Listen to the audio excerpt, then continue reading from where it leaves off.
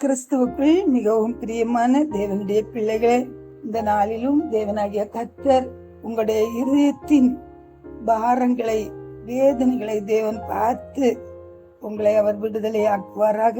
வேதத்திலிருந்து ஒரு வசனத்தை நான் வாசிக்கிறேன். எண்ணாகமத்தின் புஸ்தகம் 11வது அதிகாரம் 17வது வசனம். அப்பொழுது நான் இறங்கி வந்து அங்கே உன்னோட பேசி, நீ ஒருவன் மாத்திரம் ஜனங்களின் பாரத்தை சுமக்காமல் உன்னோட கூட அவர்களும் அதை சுமப்பதற்காக உன்மேல் இருக்கிற ஆவியை அவர்கள் மேலும் வைப்பேன். அல்லேலூயா. மோசே ஆண்டவர் 10 ஒரு விண்ணப்பம் பண்ணான்.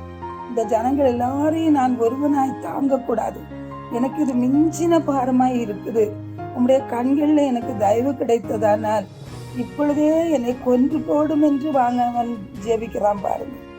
அப்பதான் ஆண்டவர் சொல்றாரு, நீ ஒருவன் மாத்திரம் ஜனங்களின் பாரத்தை சுமக்காமல் உன்னோட கூட அவர்களும் சுமப்பதற்கான ஒரு ஆவி அவர்கள் மேல வைப்பேன்னு சொல்ற. இன்றைக்கு அநேக குடும்பங்கள்ல தேவ பிள்ளைகள் அவர்களா எல்லா காரியத்தையும் செய்ய வேண்டியதாயிருக்கு. சில குடும்பங்கள்ல சம்பாதிக்கிறதும் அவங்கதான் சம்பாதிக்கிறாங்க, வீட்டு வேலைகளையும் அவங்க தான் செய்கிறாங்க, பிள்ளைகளை பராமரிக்கிறதும் அவர்கள் தான் செய்கிறாங்க. அவர்களால இயலாத ஒரு தாங்கக்கூடாத ஒரு பாரம் அவர்கள் சுமந்து கொண்டிருக்கிறார்கள். வேலை செய்கிற இடத்துல பாருங்க, எல்லாரும் சும்மா உட்கார்ந்துருப்பாங்க, ஆனா தேவ பிள்ளைகள் மேல அத்தனை பாரத்தையும் வச்சிருவாங்க. அவர்களால் அது தாங்கக்கூடாத ஒரு பாரம். இப்படி கதறுகிறவர்கள் அநேகர்.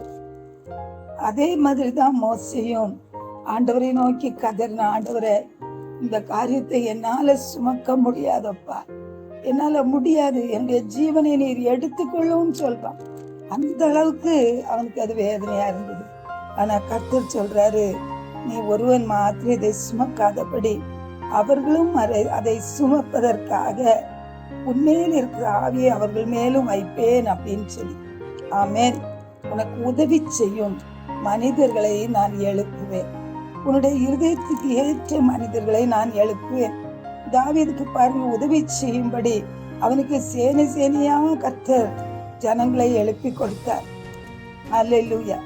நெகேமியாவுக்கு ஆலயத்தை கட்டுகிறதுக்கு எழுந்து கட்டுவோம் வாருங்கள் என்று சொல்லி அந்த நல்ல வேலைக்காக அநேகரை தேவன் எழுப்பி கொடுத்தார். அப்படித்தான் இன்றைக்கு நீங்களும் ஒருவேளை ஊழியத்தின் நிமித்தமாகவோ அல்லது குடும்பத்தின் நிமித்தமாகவோ உங்க வேலை ஸ்தலத்திலேயோ நான் ஒருவனா இதை தாங்கக்கூடாதுன்னு சொல்றீங்களா?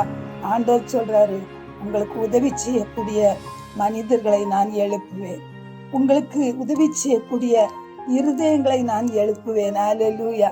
தேவனாகிய கர்த்தர் அப்படியே இந்த நாட்கள்ல செய்து உங்களுக்கு ஒரு பெரிய சந்தோஷத்தை தேவன் தரப்போகிறார். அல்லேலூயா, அல்லேலூயா. பரலோக தகப்பனே ஸ்தோத்திரம்.